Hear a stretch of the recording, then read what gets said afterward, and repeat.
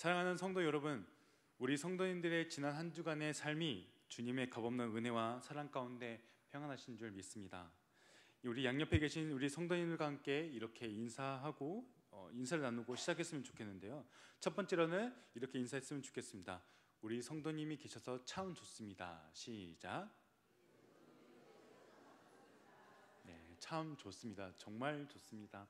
두 번째로 이렇게 인사했으면 좋겠습니다. 우리 성도님은 우리 교회의 축복의 통로입니다. 시작.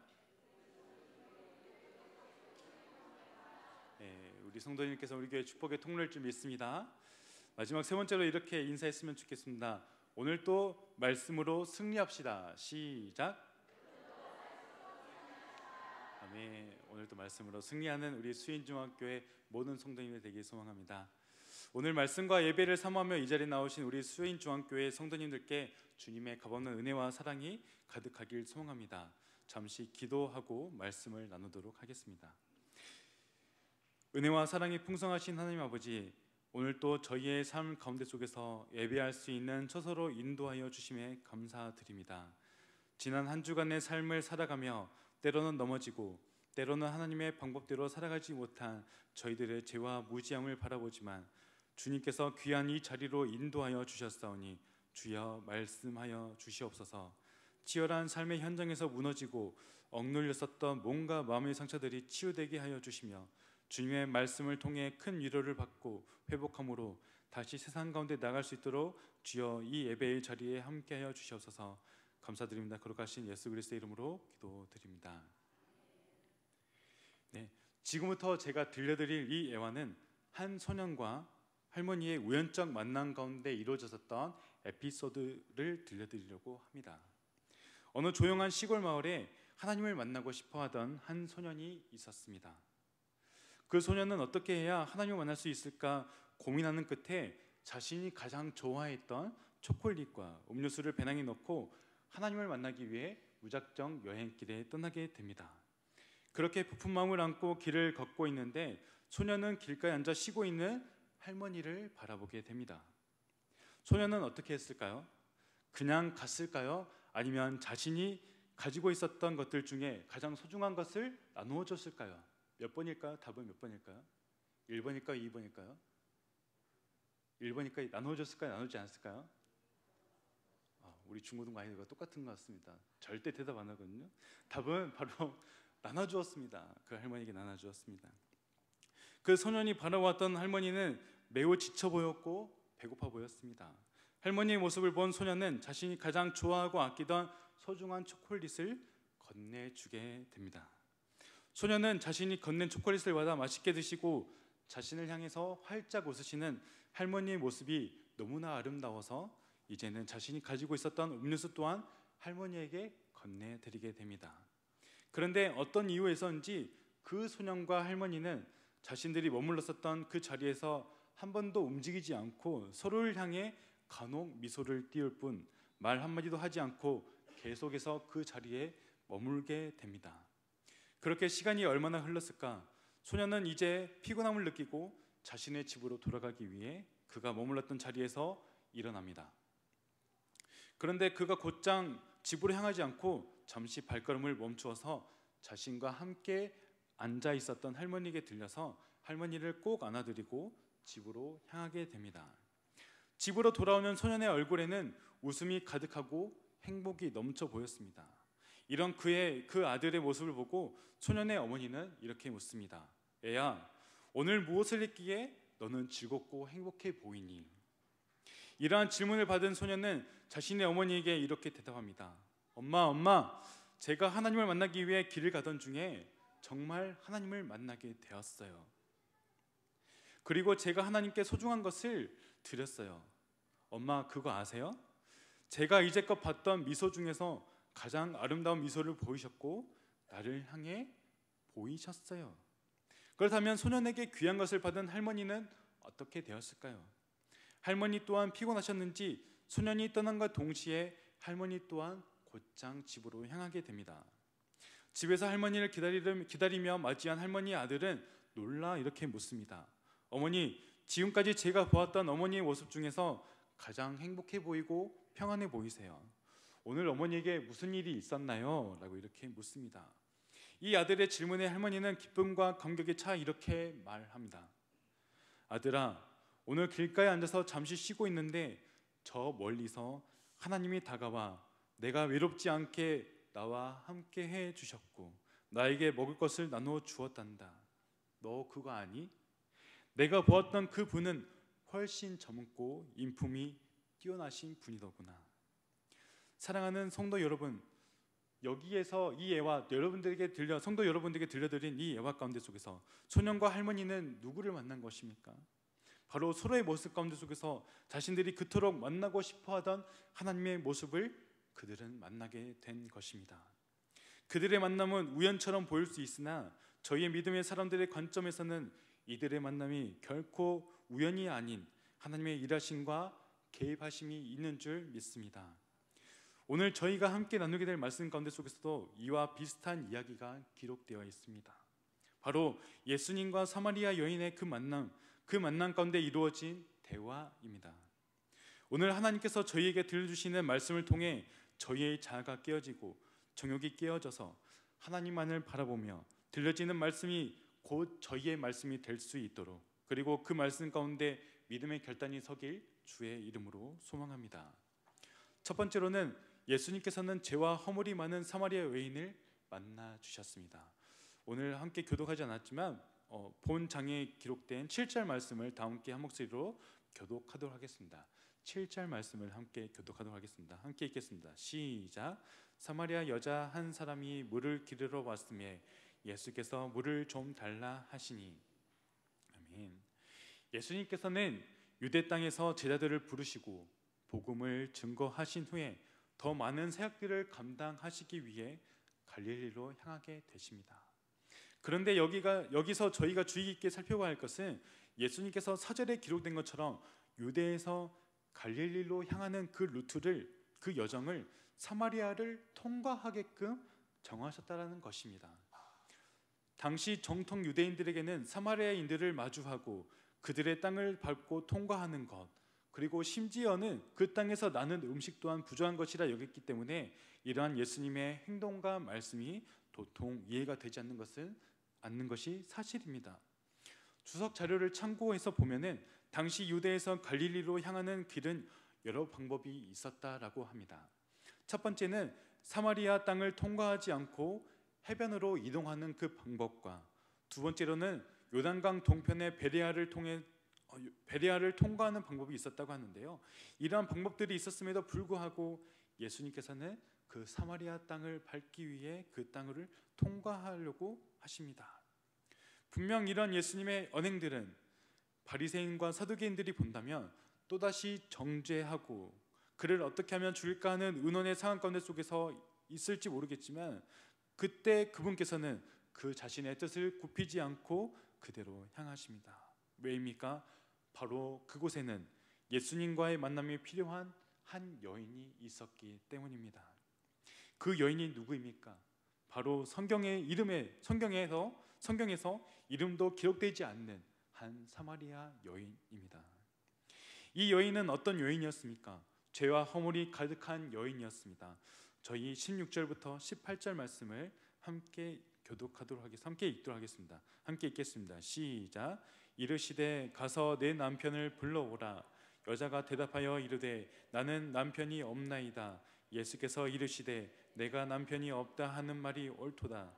내게서 있었고 지금 있는 자도 내 남편이 아니니 내 말이 참되도다. 아멘. 교독에서 아시겠지만 야곱의 우물에서 만난 사마리아 여인은 부정한 여인이었습니다. 그녀에게는 전에는 남편 5이 있었습니다. 그리고 심지어 지금 남자는 그녀의 남편이 아니었습니다. 이는 무엇을 야기합니까? 이는 사마리아 여인이 한 남자에게 정착하지 못했다라는 것입니다. 물론 몇 줄의 글로써 당시 사마리아 여인의 사정과 상황들에 대해서 자세히 기록되어지지 않았고 알 수는 없지만 18절 말씀을 통해서 예수님께서 말씀하신 내 남편이 아니니 라는 말씀을 통해 보면은 그 여인이 무엇인가가 부족함과 그에 따른 갈증을 느꼈을 것이고 그것을 채우기 위해 죄송하지만 부정한 관계를 이어왔던 것으로 유추할 수 있습니다. 사마리아 여인은 물을 기르기 위해 야곱의 우물로 향하게 됩니다. 저희는 여기서 다시 한번 주의 깊게 바라봐야 하는데요, 바로 사마리아 여인의 야곱의 우물을 기르러 간 시간입니다. 6절 말씀을 보면은 그때가 6시라고 이렇게 기록되어져 있습니다. 이를 유대 시간 계산법으로 보면은 오늘날의 정오 시간입니다. 아직 제가 가보지 못했지만 팔레스타인 또는 중동 쪽의 정오 때의 기온은 현지 사람들도 힘겨워할 정도로 정말 무덥고 습하다라고 합니다. 이를 통해 유추해 본다면 당시 물을 깃는 여인들은 무더운 정오가 아닌 해가 질 즈음에 물을 깃는 것으로 추정할 수 있습니다. 그런데 이 사마리아 여인은 이상하게 그와 반대로 가장 덥고 습한 정오의 시간에 물을 기르러 그 우물로 향했다는 것입니다. 이는 무엇을 뜻합니까? 바로 그 여인 또한 자신의 죄와 부정함에 대해서 알았다라는 것입니다. 즉 다시 말해 그 여인은 다른 사람들의 눈과 시선을 피해 우물로 나갔으며 바로 그때 예수님께서는 그곳에 계셨고 모두가 부정하다고 그리고 모두가 기피하는 그 여인을 향해서 예수님께서는 만나 주셨고 함께 이야기를 나누고 계셨다는 것입니다. 두 번째로는 예수님과의 만남과 대화를 통해서 사마리아 여인은 변화되었고 그 여인을 통해 모두가 주께 나아왔습니다. 앞에서 말씀드린 것처럼 요셉의 우물에서 예수님과 만난 사마리아 여인에게는 선한 것이 하나도 없었습니다.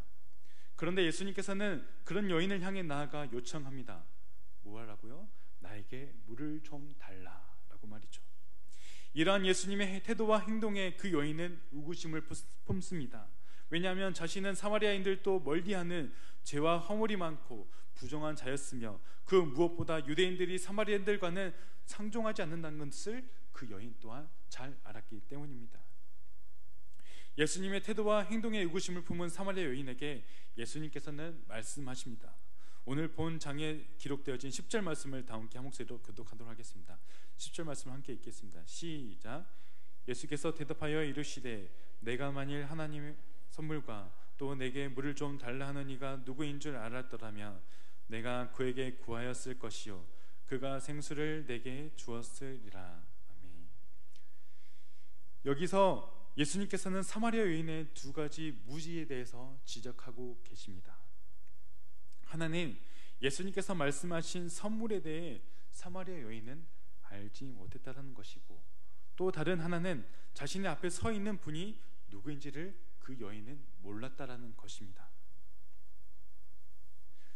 즉 여인이 이해한 생수는 육체의 70에서 80% 이상을 차지하고 유지하기 위해 필요한 생수, 즉 물이었으며 예수님께서 그 여인을 향해 말씀하신 그 생수는 영에 필요한 하나님을 알아가고 참된 복음의 그 말씀을 깨닫게 하는 생명수였던 것입니다.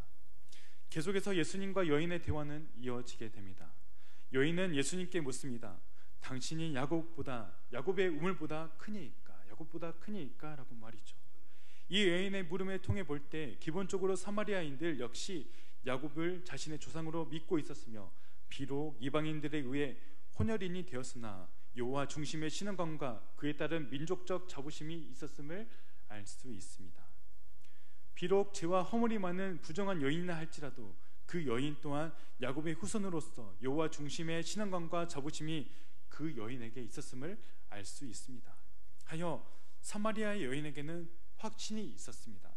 지금 자신이 앞에서 야곱의 우물보다 더 좋은 것으로 준다고 하는 이가 더 위대할 수 없다라는 그 확신이었죠.